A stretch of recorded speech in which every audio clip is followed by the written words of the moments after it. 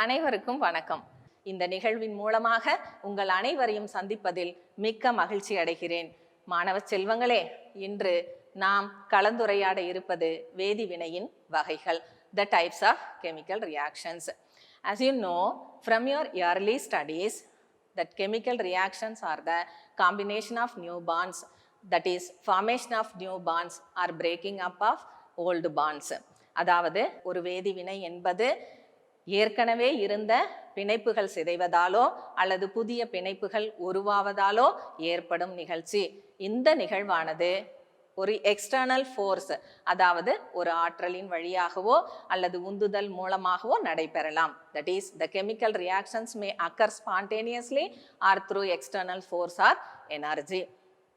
Children, as you learn from your early classes that you may come across so many chemical reactions. கீழ் வகுப்புகளில் நீங்கள் நிறைய வேதிவினைகள் பற்றி படித்திருப்பீர்கள். I just want to give so many examples from our day-to-day life. Even in the morning itself, our chemical reaction starts. That is, during our brushing work, that is morning itself, we are applying paste. That paste is basic in nature. The saliva is acidic in nature. There itself, the neutralization reaction occurs. So, morning itself, we are starting with our chemical reactions. That is, we know that we are having chemistry in our day-to-day life. That is, without chemistry, there is nothing happen in our life. So, I just want to give some more examples. Another example, where we are getting energy, எங்கிருந்து நமக்கு ஆற்றல் கிடைக்கிறது? To run, to walk or doing day-to-day activities, we are getting energy from our digested food. So that digested food, how it happens? When we are taking in our food, that food must be oxidized. நாம் எடுத்துக்கொள்ளும் உணவானது ஆக்சிஜனேற்றம் அடைந்து நம் உடலுக்கு சக்தியை தருகிறது. அங்கும் ஒரு வேதிவினை நிகழப்படுகிறது. Another example I want to give is the rusting of iron. இரும்பு துருப்பிடித்தல். இரும்பு துரு அப்படிங்கிறது நமது காற்றில் கலந்துள்ள வாயுக்களாலும் மற்றும் ஈரப்பதத்தினாலும் நிகழ்கிறது. Rusting of iron is happened during the iron is exposed to light, air and moisture. It gets rusted. Rust is nothing but hydrated ferric oxide. இரும்பு துரு என்பது ஒரு வேதிவினை என்பதை இதன் மூலம் அறியலாம். So what happens during a chemical reaction? அடுத்து நாம பார்க்க போறது, ஒரு வேதிவினை நிகழும் பொழுது என்ன நடக்கிறது? In a chemical reactions, the atoms of the reacting molecules or elements are rearranged to form a new molecule. Secondly, old chemical bonds between atoms are broken and new chemical bonds are formed. Bond breaking absorbs energy, whereas bond formation releases energy. ஒரு வேதிவினை நிகழும் போது என்ன நடக்கிறது? ஒரு வேதிவினை நிகழும் பொழுது ஒரு வினையில் ஈடுபடக்கூடிய வினைப்படு பொருள்களான மூலக்கூறுகளில் உள்ள அணுக்களும் தனிமங்களில் உள்ள அணுக்களும் தன்னைத்தானே மாற்றி அமைத்து புதிய மூலக்கூறுகளை உருவாக்கும், அல்லது பழைய வேதி பிணைப்புகள் சிதைந்து புதிய வேதி பிணைப்புகள் உருவாகும். இவ்வாறு பிணைப்புகள் உடையும் பொழுதும் பிணைப்புகள் உருவாகும் பொழுதும் எனர்ஜியானது, அதாவது ஆற்றலானது உறிஞ்சப்படும் அல்லது வெளியிடப்படும். ஒரு பிணைப்பு சிதையும் பொழுது ஆற்றலானது உறிஞ்சப்படுகிறது, பிணைப்பானது உருவாகும் பொழுது ஆற்றலானது வெளியிடப்படுகிறது. இப்போ we can see how are chemical reactions represented. எவ்வாறு வேதிவினைகள் குறிக்கப்படுகின்றன? When methane reacts with oxygen, it forms carbon dioxide and water. We will take this as an example. How can you represent this reaction? It can be written as a word equation as shown below. Methane plus oxygen gives carbon dioxide and water. From this reaction, we could not understand how many atoms present in this reaction. இந்த வேதிவினை ஒரு வார்த்தை சமன்பாடு ஆகும். இந்த வேதிவினையில் நம்முடைய அணுக்கள் எத்தனை ப்ரெசண்ட் ஆயிருக்கு அப்படிங்கிறது நமக்கு தெரியாது. அப்போ நம்ம என்ன பண்ணுறோம், அடுத்தது பார்க்கலாம். இன்கம்ப்ளீட் கெமிக்கல் ஈக்குவேஷன், முழுமையற்ற ஒரு வேதி சமன்பாட்டை நாம் எழுதுவோம். CH4 plus O2 gives CO2 plus H2O.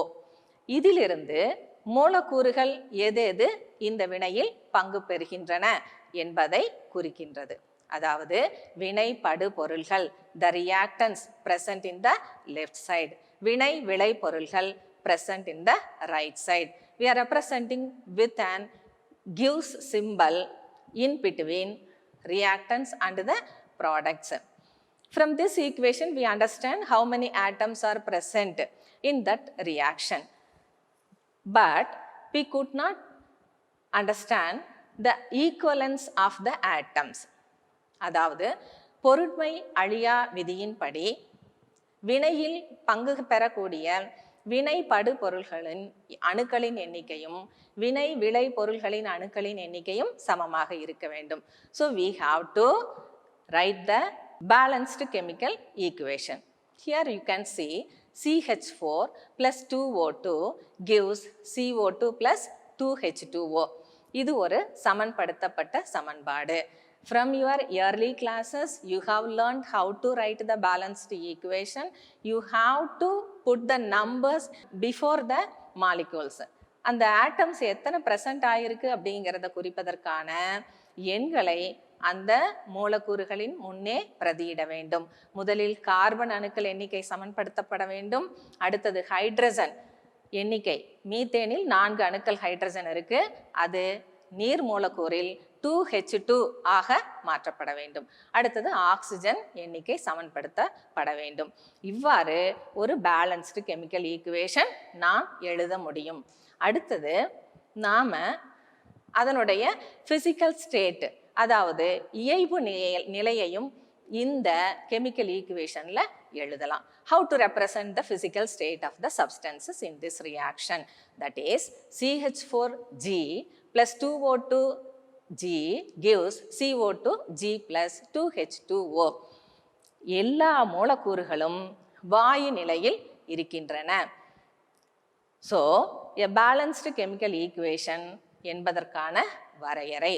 A balanced chemical equation is the simplified representation of a chemical reaction which describes the chemical composition, physical state of the reactants and the products and the reaction conditions. Once again I will repeat children, a balanced chemical equation is the simplified representation of a chemical reaction which describes the chemical composition, physical state of the reactants and the products and the reaction condition. ஒரு சமன்படுத்தப்பட்ட சமன்பாடு என்பது ஒரு வேதி வினையில் பங்கு பெறும் வினை படு பொருள்கள் மற்றும் வினை விளை பொருள்களின் இயைபு மற்றும் அது எந்த நிலையில், அதாவது எந்த கண்டிஷனில் அந்த வேதி வினையானது நடைபெறுகிறது என்பதை குறிக்கும் ஒரு குறியீடாகும். Then we'll see another example. When solid potassium reacts with liquid water, it produces hydrogen gas and potassium hydroxide solution. You can see in this reaction 2Ks plus 2H2OL gives 2KOH plus H2 gas. The symbols S, L, G, AQ represent solid, liquid, gas and aqueous solution. அதாவது திட, திரவ, வாயு மற்றும் நீர் கரைசல் இந்த வினையில் பங்கு பெறுகின்றன என்பது நமக்கு புரிகிறது. ஸோ இதுவரைக்கும் நம்ம பார்த்தது எல்லாமே நீங்கள் கீழ் வகுப்புகளில் படித்தது தான். ஒரு மூலக்கூறு வாய்ப்பாடு எவ்வாறு எழுதப்படுகிறது அப்படிங்கிறதும், ஒரு மூலக்கூறு வாய்ப்பாடை வைத்துக்கொண்டு ஒரு வினையில் ஈடுபடக்கூடிய வினை படுபொருள்கள் வினை விளைபொருள்களை எவ்வாறு எழுதுவது, ஒரு சமன்பாட்டை எவ்வாறு சமன் செய்வது என்பது குறித்த ஒரு மீள் பார்வை அதுதான் இது. Then we'll go for the classification based on the nature of rearrangement of atoms. அதாவது வகைப்படுத்துதல், அந்த அணுக்கள் தங்களை தாங்களே இடம் மாற்றிக்கொண்டு செய்யக்கூடிய நிகழ்வு என்று பார்த்தோம். அதுல 5 வகைகள். There are 5 types of reactions. Combination reaction, கூடுகை வினை அல்லது சேர்ப்பு வினை. Decomposition reaction, சிதைவு வினை. Single displacement reaction, ஒற்றை இடப்பெயர்ச்சி வினை, டபுள் டிஸ்பிளேஸ்மெண்ட் ரியாக்ஷன், இரட்டை இடப்பெயர்ச்சி வினை, கம்பர்ஷன் ரியாக்ஷன், எரிதல் வினைகள். We'll see the each type of the reaction. First one, combination reaction. The word combine உங்களுக்கு புரியும், இணைப்பு. A combination reaction is a reaction in which two or more reactants combine to form a compound. ஒரு கூடுகை அல்லது சேர்ப்பு வினையில் இரண்டு அல்லது அதற்கு மேற்பட்ட வினைப்படு பொருள்கள் இணைந்து ஒரு சேர்மத்தை உருவாக்கும். இந்த வினையை எய்பு வினை அல்லது தொகுப்பு வினைன்னு சொல்றோம். It is otherwise called synthesis reaction or composition reaction. உங்களுடைய பாட புத்தகத்துல இதற்கான பொதுவான சமன்பாடுகள் இருக்கும். ஆனா நான் கொடுக்க போற example with the chemical equation. Hydrogen gas combined with chlorine gas to form hydrogen chloride gas. H2 plus Cl2 gives 2HCl. குழந்தைகளே, இந்த சமன்பாட்டில் ஹைட்ரஜன் ஆனது குளோரின் வாயுடன் வினை புரிந்து இரண்டு மூலக்கூறுகள் ஹைட்ரோகுளோரிக் அமிலத்தை தருகிறது.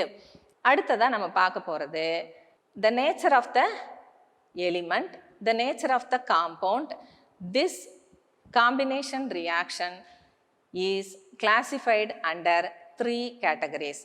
Element plus element gives compound, compound plus element gives compound, compound plus compound gives compound.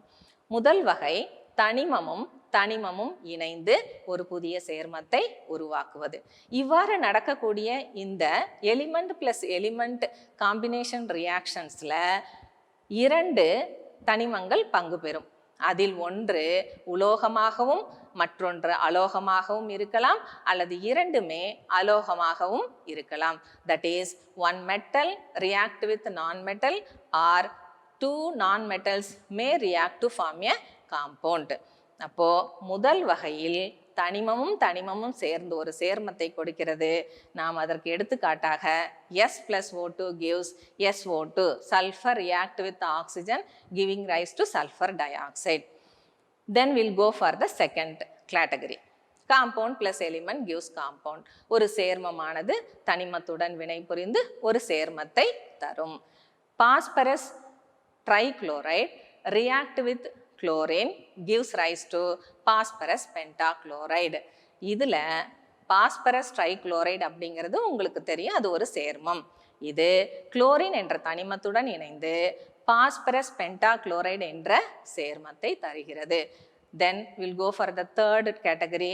Compound plus compound gives compound. SiO2 இது சிலிக்கான் சொல்லுவோம், சிலிக்கன் டை ஆக்சைடு, சாதாரண மணல் தான் இது. SiO2 react with calcium oxide giving rise to calcium silicate. அப்போ SiO2 என்ற சேர்மம் மற்றொரு சேர்மமான கால்சியம் ஆக்சைடுடன் வினைபுரிந்து calcium silicate என்ற மற்றொரு சேர்மத்தை தருகிறது. All the combination reactions are exothermic reactions. Then we will go for the second category, decomposition reaction, சிதைவு வினைகள். In a decomposition reaction, a single compound splits into two or more simpler substances under suitable conditions. Once again, I'll repeat. In a decomposition reaction, a single compound splits into two or more simpler substances under suitable condition. ஒரு தகுந்த சூழலில் ஒரு சிதைவு வினை நடைபெறும் பொழுது ஒரு சேர்மமானது இரண்டு அல்லது அதற்கு மேற்பட்ட மூலக்கூறுகளை தரும். அதாவது தகுந்த சூழல். ஸோ இந்த தகுந்த சூழல் அதை பொறுத்து they are classified into three decomposition reactions. They are thermal decomposition reactions, வெப்ப சிதைவு வினைகள், electrolytic decomposition reactions, மின்னார் பகுப்பு வினைகள், photo decomposition reactions, ஒளி சிதைவு வினைகள். First one will go. Thermal decomposition reaction. So in this reaction, heat is applied. In this type of reaction, the reactant is decomposed by applying heat. வெப்பம் அதன் மீது செலுத்தப்படும் பொழுது ஒரு சேர்மமானது பிரிந்து இரண்டு தனிமங்களை கொடுக்கும். இதற்கு எடுத்துக்காட்டாக மெர்குரிக் ஆக்சைடு எடுத்துக்கொள்வோம். So, compound mercuric oxide is decomposed into two elements, mercury and oxygen.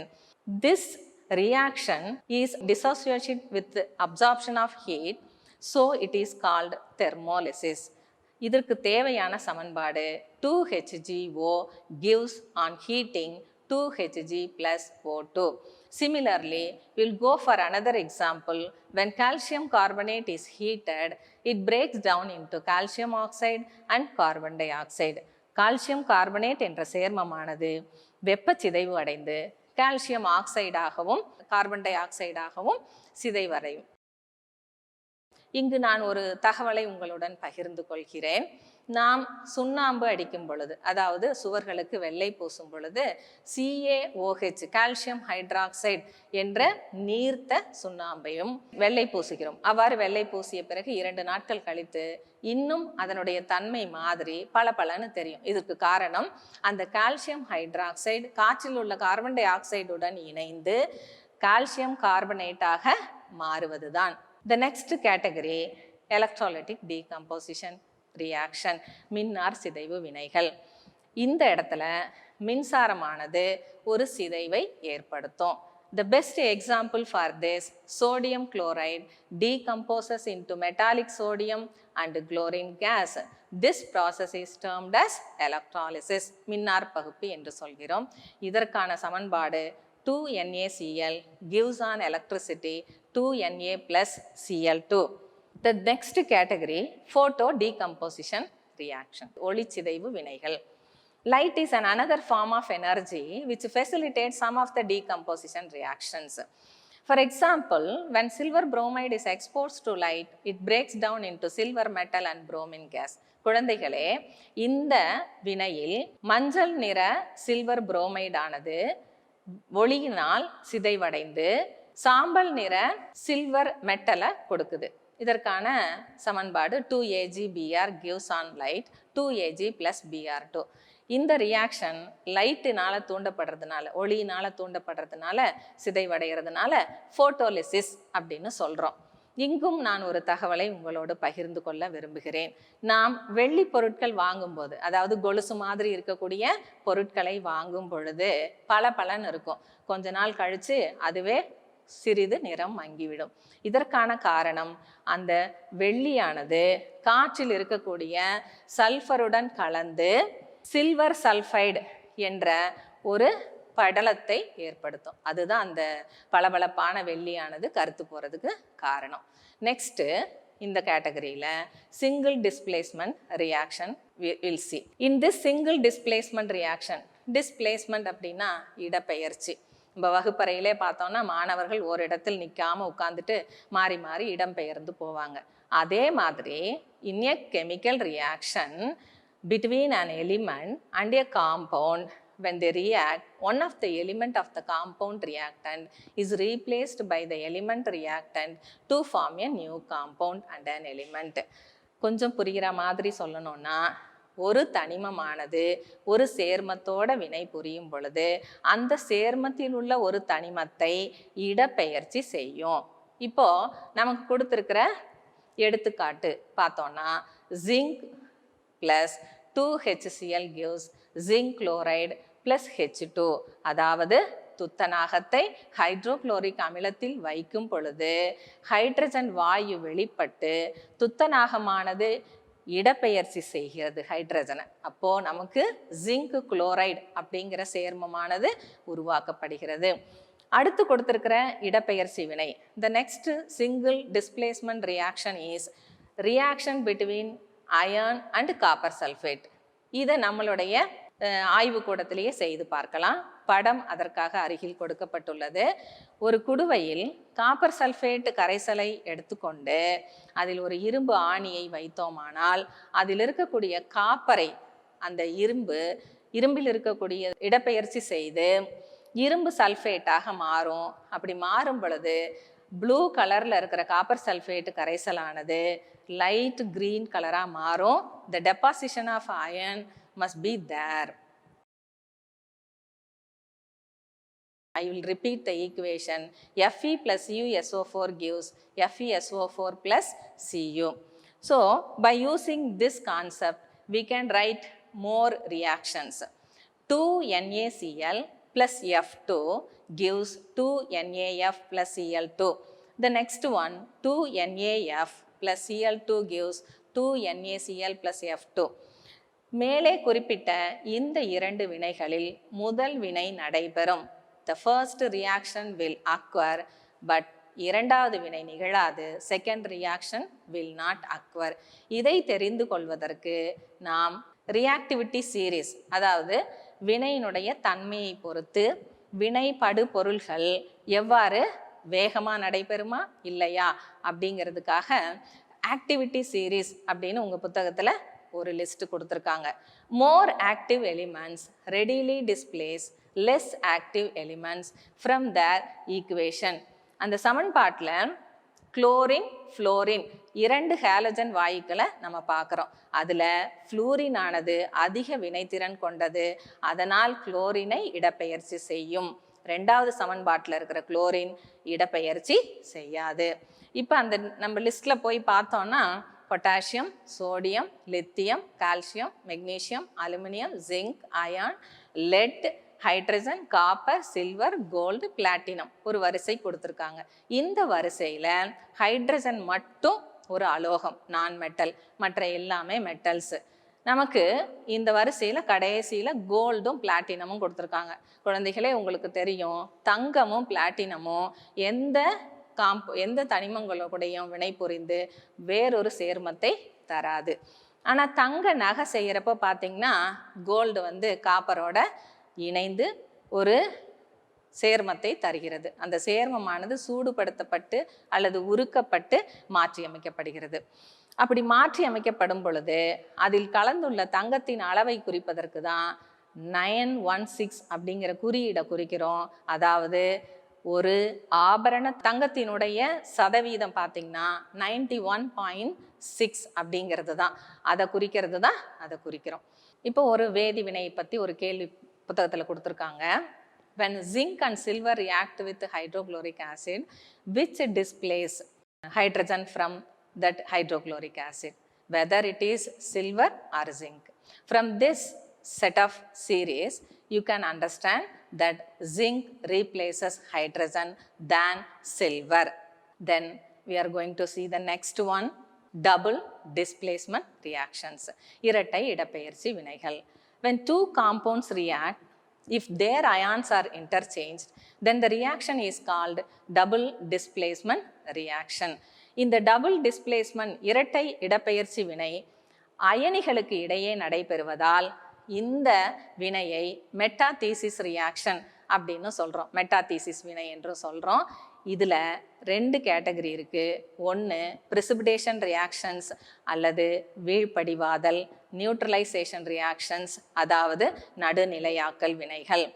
இந்த வினைகளை பற்றி இன்னும் கொஞ்சம் விரிவாக பார்க்கலாம். முதல் வினை பிரிசிபிடேஷன் ரியாக்ஷன்ஸ், வீழ்படிவாக்கம். அதாவது இரண்டு நீர் கரைசல்களை எடுத்துக்கொண்டு அவற்றிற்கு இடையே வினை நிகழும் பொழுது அந்த நீர் கரைசல்கள் கிறிஸ்டல் கிளியராக இருக்கும். அந்த ரியாக்ஷன் முடிஞ்ச பின்னாடி, அந்த வேதிவினை நடந்த பின்னாடி பார்த்தீங்கன்னா நமக்கு அந்த வீழ்படிவு அழகாக தெரியும்.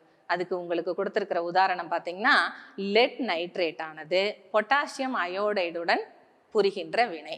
அவ்வாறு வினை புரியும் பொழுது பொட்டாசியம் அயோடைடு மஞ்சள் நிற வீழ்படிவாக நமக்கு கிடைக்குது. அதைத்தான் அங்கே படத்துலையும் கொடுத்துருக்காங்க.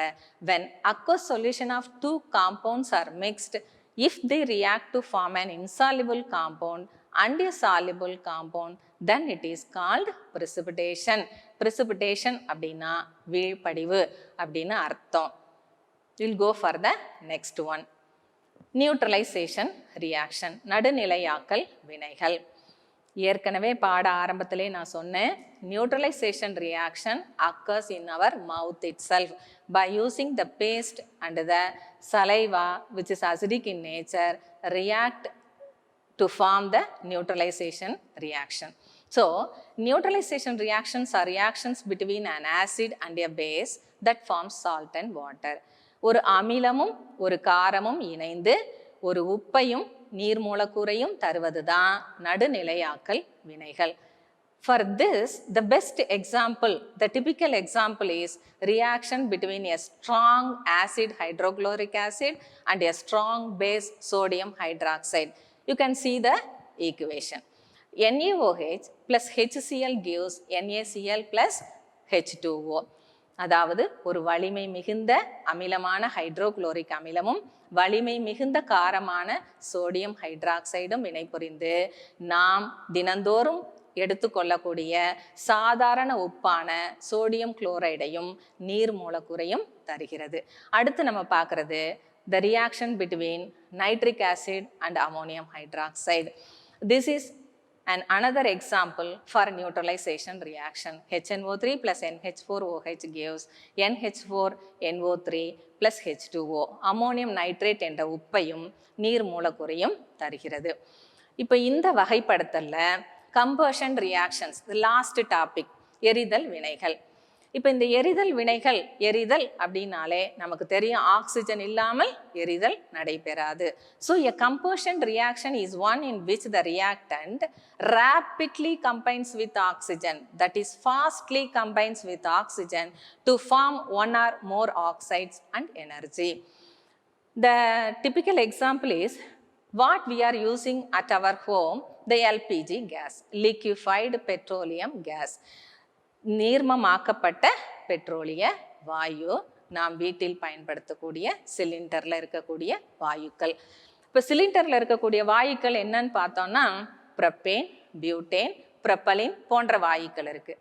இந்த வாயுக்கள் காற்றில் எரிந்து கார்பன் டை ஆக்சைடையும் நீர் மூலக்கூறையும் தருகிறது. இவ்வாறு வெளிப்படும் பொழுது, எரியும் பொழுது அதிகமான வெப்பமானது வெளியிடப்படுகிறது. இதைத்தான் ஒரு சமன்பாடாக நம்ம இங்கே பார்க்குறோம். C3H8 plus 5O2 gives 3CO2 plus 4H2O plus heat. Children, we have seen more reactions in this chapter, more equation in this chapter, but usually the children will not practice these equations more. அதாவது அதிகமான பயிற்சி இந்த சமன்பாடுகளை உங்கள் மனதில் இருத்தும். நமக்கு தெரியும் விடாமுயற்சிங்கிறது ஒரு வெற்றியை கொடுக்கும். மாணவர்களுக்கு நன்றி.